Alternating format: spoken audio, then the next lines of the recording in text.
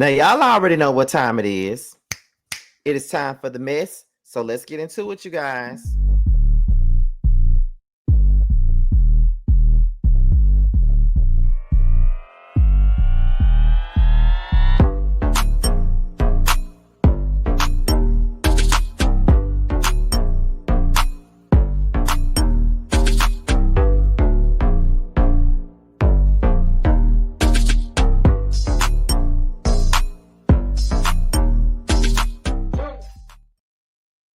And what's going on, you guys? What's going on? This be your boy, Scotty by Nature TV, and we're here for a brand new episode of Yes for the Mess, where we talk about celebrity gossip, hot topics, and all things reality TV based. I hope you guys are having a wonderful, wonderful Thursday, and I will be doing the exact same thing. What is going on, you guys? Now, I got two things to let you guys know about, okay? First things first, Josiah is in Atlanta right now. I should be seeing him in a little bit over about an hour or two. I'll be hanging out with Josiah. Ya is also here. So I'll be seeing Ya tomorrow.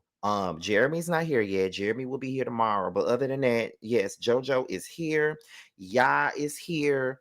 And I'll be with JoJo in just a second. So that's the first thing. So my birthday celebration is about to kick off tomorrow. The people are coming. Okay, the people are here. Number two, y'all do know that DJ Fatademics is getting our videos taken down. And just to let you guys know, I have a warning on my platform for the next 90 days. So now I have to be extremely careful with the content that I choose to put out and the things that I choose to say. I do know that Jay Nolan, I think I don't know if he got a warning, but I think he said that his got knocked down to you can only be 18 and up to watch it. I think Rodney's video got snatched. A couple of our videos got snatched. So I got a warning on my channel for 90 days because of DJ Fat Ass Academics. Okay. He don't want nobody speaking on the fact that about that situation with the 15-year-old boy. He don't want nobody talking about that. So therefore, my video was gone, but the money is already made, but the video was gone. But whatever. I had to let y'all know both of those things. Josiah and y'all are here in Atlanta, and DJ Fatademics got my video taken down. Okay.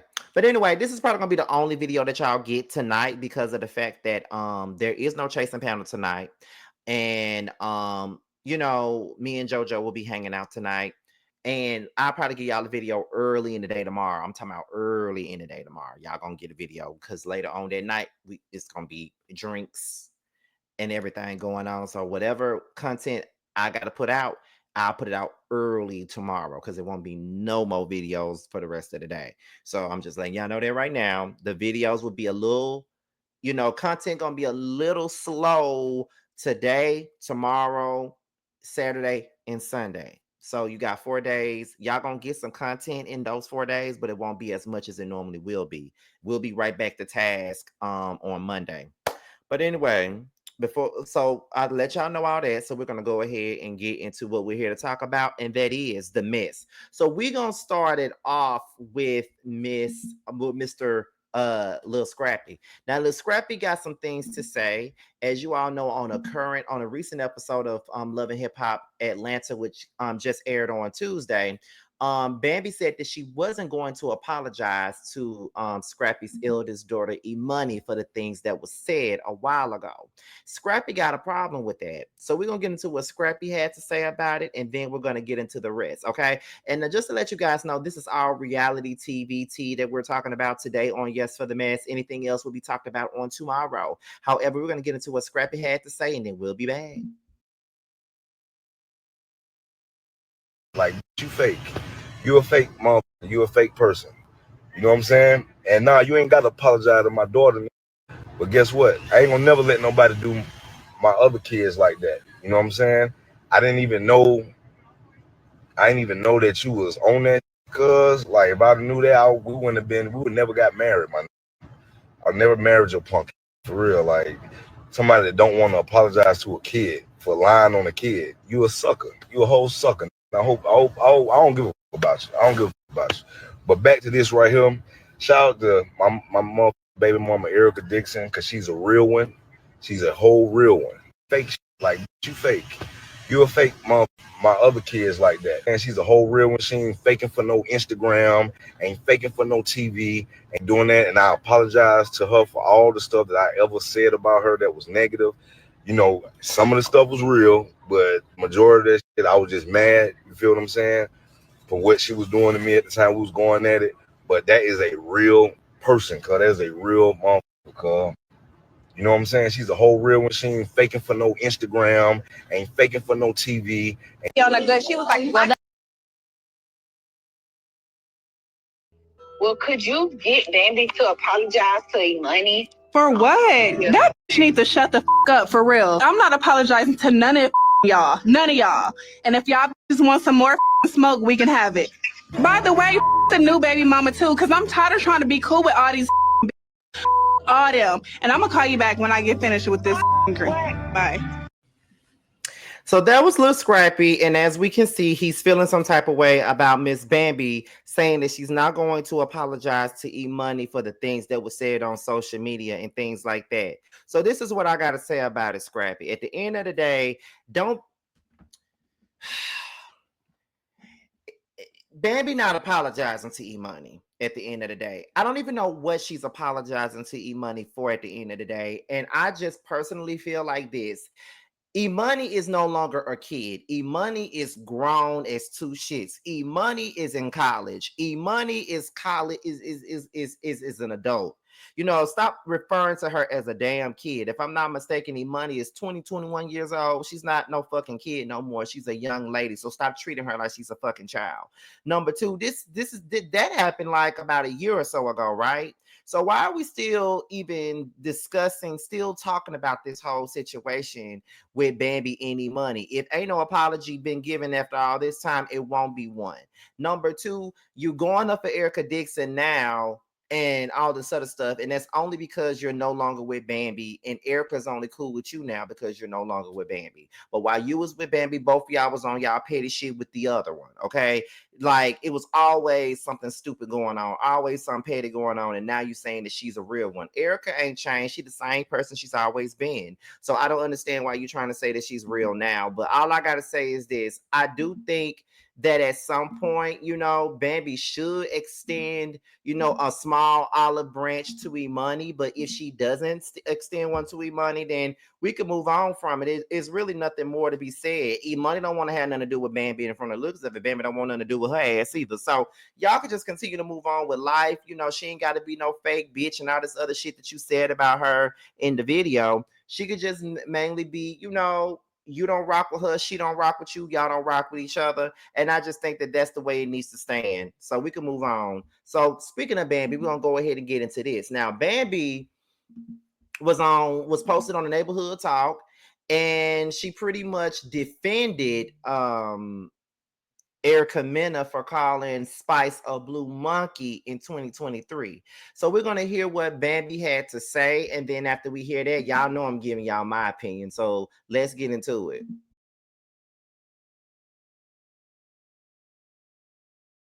Blue monkey because she had on blue.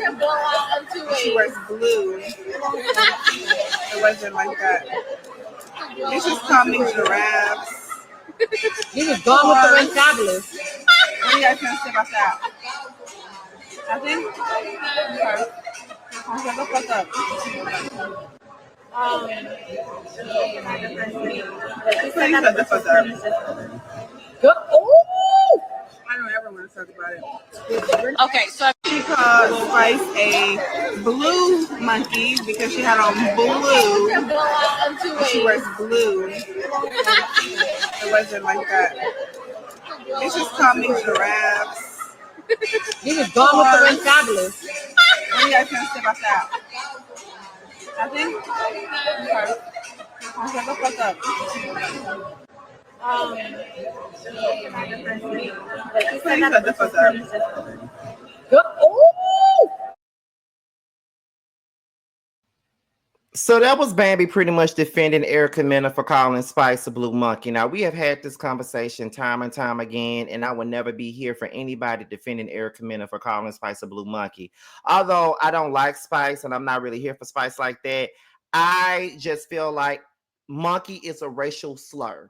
I've always felt like it was a racial slur, and it doesn't need to be said by no motherfucking body like Erica Mena, because Erica is Latino. So Erica should not be feeling like it's okay for her to be calling somebody a blue monkey. I don't give a fuck what color hair Spice had in her head. It doesn't matter what she had. It's the fact that she called her a monkey. Bambi says that people call me a giraffe and nobody says anything about that. Girl, it's not the same as calling a black person a monkey. Erica is not black. And that's what y'all fail to realize. And I'm so annoyed with people that are supposed to be black people that really sits up here and defend Erica and what the fuck she said. The blue part was not even the damn problem. It was the monkey comment that was the fucking issue. Why would you call somebody a damn monkey? You know what I mean? Like somebody black a monkey. And my thing is this: it's not like this is the first time that she has called a black woman, a black person, a fucking monkey. At the end of the day, her kids are Jamaican, just like Spice is. So how the fuck would she feel if somebody called her motherfucking kids a damn monkey? She always do shit like that. It comes off racist and it comes across colorist. And I don't give a fuck about Bambi defending her. You're only defending her because you friends with this stupid motherfucker. And you can be friends with her all the fuck you want to. I really don't care.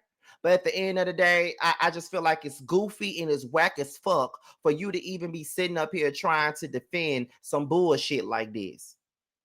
It's really no need to be defending it because there's nothing to defend and there's no defense for it. So I'm going to need for you to stop defending her ass when it comes down to this bullshit. And that's all I got to say about that. That's really all I got to say. Bambi just always losing me with the bullshit, but you're going to defend your homegirl, go ahead. So we're going to move on to Robyn Dixon, okay? Robyn Dixon has had a whole lot to say about Miss Karen Huger, honey, okay? Ever since the DUI stuff then came about, Miss Robyn has had a whole lot to say about it. And I can't say that I'm really mad at her for doing it because at the end of the day, you know, Miss Karen, if that was, you know, Robyn in this position, she would have some things to say, I'm sure. But we're gonna go ahead and get into what Robyn had to say about Miss Karen. And then after that, you know, I'm gonna give my opinion. So let's get into it, y'all.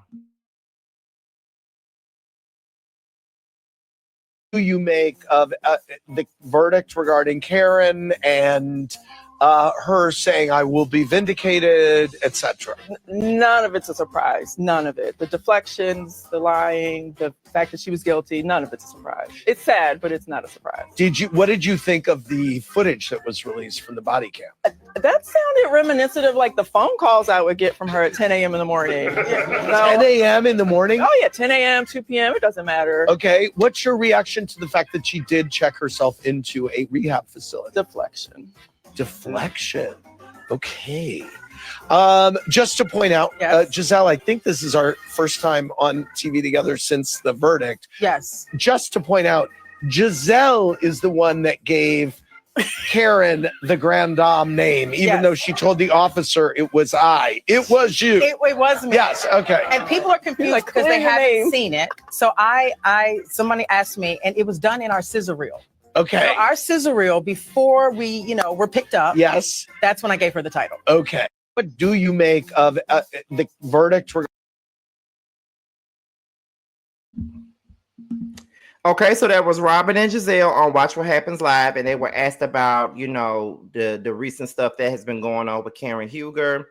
And I just got to tell y'all, Robyn has been putting her foot on Karen's neck since this stuff been coming out. And I can't say that I'm mad at her for putting her foot on her neck. Now, I will say that at the very beginning, I was one of the people that said that Robyn needed to shut the fuck up because who is she to be talking about anybody's situation? I know I was one of the ones. I'm not going to sit up here and act like I wasn't one of the ones that was saying that because I know I said it. But could I really be upset with her for even having an opinion about anything that Karen has going on? No. I really cannot be mad about her having an opinion about it because at the end of the day, what's good for the goose is good for the gander. And Karen has had a lot to say about Robyn and her transgressions at the end of the day. So for me, it's like, you know, if Karen had the right to speak on, you know, give her opinions on Robyn and everything that Robyn had going on and all this other crap, then Robyn has a right to say what she got to say about whatever's going on with Karen. And I just feel like that's just what it is. You speaking on me, you spoke on my marriage, you spoke on my relationship, you clown me so many times about said relationship. So at the end of the day, why not? Why not talk about you and your bullshit that's in the public? Because you had so much to say about me. So why not? Why I can't say what I need to say about you? It's all being like the goose is good for the gander, whatever good for the goose, good for the gander. Like, I'm not mad with Robyn. You know, I don't like Robyn. You know, everybody know that. I don't fuck with Robyn. I think that she's one of the worst housewives in the world. But I'm not mad at her for stating her opinion about Karen. Karen opened up their door for people to have something to say about her once she decided to get behind that wheel after having a Colt 45 and try to drive home. And there's no one to blame but Karen. It's the same thing with Maurice Scott on Love and Marriage Huntsville. Like, you want to be mad at everybody else for having, you know, having opinions about what you did when you got behind that wheel and was driving drunk. You want to get mad about that, but you can't get mad at nobody about that but you, because you're the one who chose to do what the fuck you did. So I just feel like at the end of it all, you just gonna have to, y'all gonna have to pick your poison. Either start doing foolish shit so people won't have nothing to say, or make better choices. And it ain't even me trying to come across all judgmental and all on my high horse, because baby, I have no right to be judgmental or be on anybody's high horse. I promise you I don't. But all I'm saying is this right here, honey. Just stop it. You know, and I ain't mad with Robyn. Robyn got every right to put her foot on Karen's neck as she sees fit. And once again, I ain't mad at it. So Robyn, do what you got to do. Like, if anybody mad, let them be mad, child. Just let their ass be mad. Moving on. So we're going to get into Miss Dr. Heavenly, honey. Now, Dr. Heavenly has been going on her live, and she's been talking about Phaedra and all the things that's been going on with Married to Medicine. And she says that the problem with Phaedra is that she can't be the boss in the group. Okay, so let's get into what Miss Dr. Heavenly had to say about Miss Phaedra, and then we'll be back. The problem with Phaedra, and I'm going to be very clear. Phaedra's no boss in this group. I don't know what she is in Housewives, but bitch, you not no boss over here. You cannot be the leader of this group, and that's what she wanted. And when she realized she cannot outboss us, she cannot outthink us, she's not more connected, she does not have more money than most of us, contrary to what she thinks. You can't be no boss over here, because everybody is equally in education, in finances, and everything. Plus, we married to medicine. The problem with Phaedra Parks is she cannot be a boss in this group, and she does not want to play with us anymore because she cannot be a leader. Now, she did try. She tried to be cool with everybody. She did. But my whole thing is, anytime we see the fakery, the phonery, we're going to call it out. But Phaedra was a complete asshole about this damn Met Gala, and I'm going to everything she did, all the shit she tried to start, all the stuff that they don't even have time to play. So that's why I did what I did at the Met Gala, because Phaedra was, but you never know what they're going to show. They might back up and show some of it. You know what I'm saying? But it was a complete mess, a complete fool with the Met Gala, and I was sick of her damn ass because, I don't know, maybe she was tired. Maybe she just had an attitude. Maybe she just thought that, I don't know what she thought, but she had an attitude about the whole Met Gala. And I wasn't finna take over the whole damn thing, because y'all done told them people y'all was giving them $100,000, Jack Phaedra. I'm not letting you back out of this, because I didn't say $1,000. We started at $25,000, right? And that was a doable goal. In my business, I will say again and again, I try to underpromise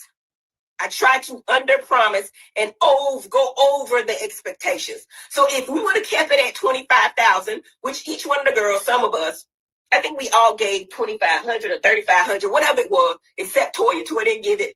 I'm just gonna say that. And I'll talk to you about Toya in Patreon, because Toya was dead ass wrong, but they didn't even have time to talk about Toya because she did that shit last year where she didn't want the money. She didn't want to give no money. I don't know why Toya won't give back to the community when she buys a $32,000 purse, but that's another story for another day. Listen, I know a lot of y'all don't like Dr. Heavily, and I be having my qualms with Dr. Heavily sometimes too. But I'm not gonna lie, I'm definitely here for the Phaedra Dragon. I mean, I'm not gonna sit up here and lie and act like I'm just so outraged by it. I'm here for the Phaedra Dragon. I just feel like everybody's not hating on Phaedra, and I feel like everybody's not lying on fucking Phaedra either. Everybody not lying on her ass. Everybody's not lying on her ass at all. Let's be clear. Everybody's not lying. At the end of the day, Phaedra really do be walking around here like she big shit all the time.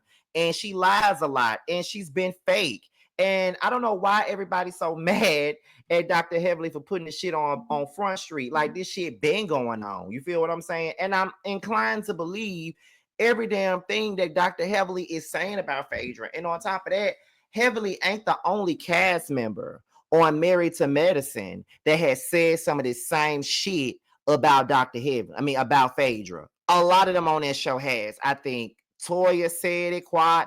So many damn people on this show have been saying that Quad was an ass. I mean, Phaedra was an asshole. She didn't really want to work for her check, and she just wanted to sit idly by and not do anything. And I really believe that she came on that show thinking that she was top dog because she came from Housewives, and we already know that Married to Medicine gets overshadowed by Housewives. We do know that already. And she came over there thinking that she was finna run shit. That's how it came across to me.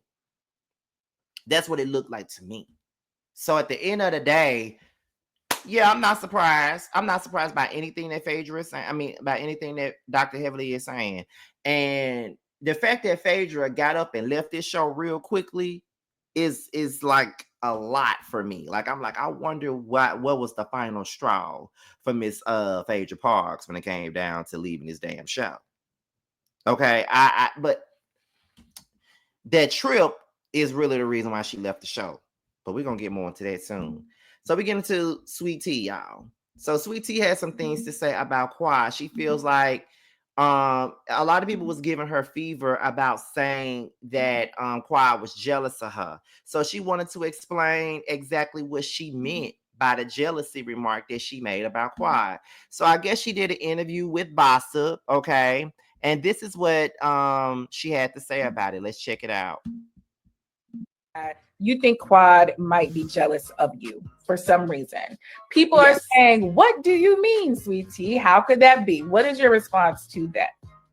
I would say that, because that I have a relation, I'm married. I'm married to a doctor. I'm in public health. I have a relation to medicine. And, I know at one point, she did call my husband asking for a favor, and he didn't do that for her. And I think that she's upset that she doesn't have access to that anymore. And so, and then also like I'm trying to have a baby and all those things. And she wants to do the same thing. And I think that, I don't think that was in the cards from what I heard from other people within the group. And so I just feel like now, it seems like she's just seemed to trying to follow the leader, if you get what I'm saying. I got you. I think that you guys get to see more of the dynamic between me and Gregory's ex-wife.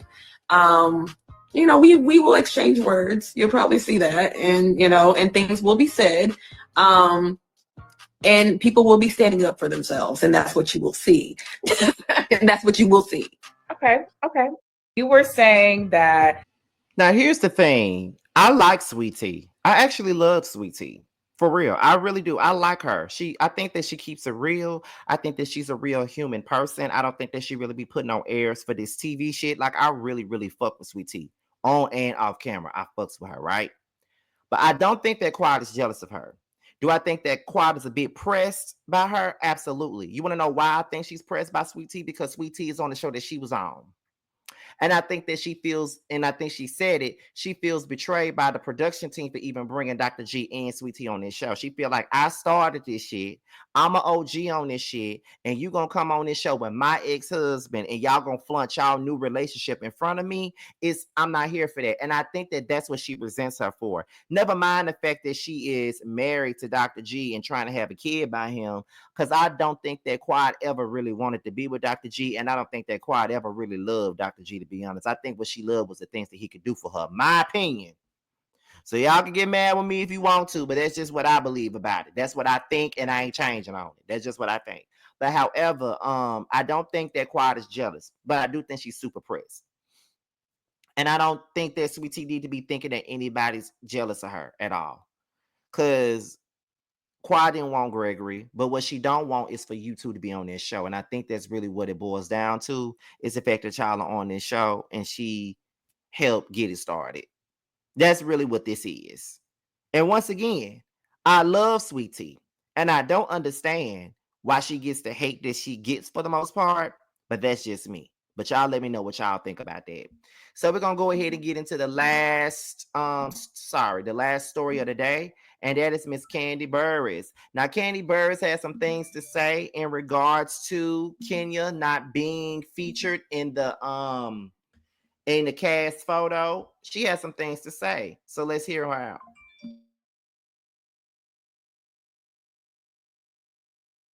Island Addict says the shade to Kenya not being on the cast photos was as clear as day. Okay, I'm glad you said it because I was going to say it myself. Now, I would like to say, out of all the things, I was pissed about that. I personally felt like Kenya started the season out, right? At least we all know that. I mean, I don't know how much of it, because we're not privy to how they're going to edit or whatever. But I'm like, y'all couldn't even let her picture be a part of the show. The other friends of the show had pictures. You know what I'm saying? Oh, Cynthia had a picture, and Cynthia's my girl. I love her. So this is no shade to Cynthia. She needs a picture too. But what I'm saying is, even if, it's like, why wouldn't y'all put Kenya in the picture? Like, y'all tripping. Like, I don't know what to say about this. Like, I am too through. Now, yes, I am a little biased. I love Kenya, but that bothered me because then you threw somebody else at the end of the clip, honey, for a twerk session for 2 seconds. But you couldn't put Kenya, who filmed half of that season, right? It's like, are you kidding me? Like, are you kidding me? The disrespect. Like, come on. Like, yeah, when people mess up, like, do we say when people do something that is, I guess, offensive to some people, I don't know, or if you upset about something that she did, like, does that throw away all the magic that she's giving y'all all this time? Yeah, like, you still used her. She still was in the trailer. Like, you could have still took a picture. Like, she was in the trailer. Was she not? So was somebody else for 1 second. It don't matter. She was in there. Give her her picture. Excuse me. Give her her picture. I was getting a little ATL for a second. My ATL accent comes out. Her picture. It comes out every now and then. It comes out like if I get excited about something, you know what I mean? But I have not talked to Kenya since the trailer dropped, but I would love to bring Kenya in to have her give us her thoughts about the trailer.